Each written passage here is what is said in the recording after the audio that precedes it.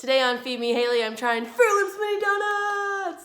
These look so delicious. They're only like a couple bucks a box, and they're back for a limited time only at Carl's Jr. and Hardees. I cannot wait to try these. Yeah. They come in 5 colors, just like the Froot Loops cereal. I think I'm gonna start with the yellow one because yellow has always been my favorite. Oh my god, it's so good. It's delicious. It tastes just like the Froot Loops cereal. Did I just spit that everywhere? Let's see how that one compared to the blue one.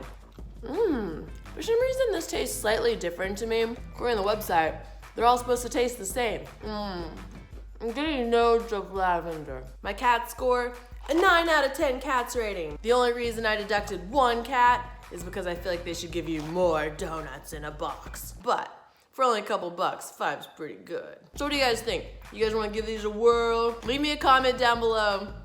Let me know if you wanna try these delicious Froot Loops mini donuts, and let me know what you want me to try next on Feed Me Hailey, because I'm testing food, so you don't have to.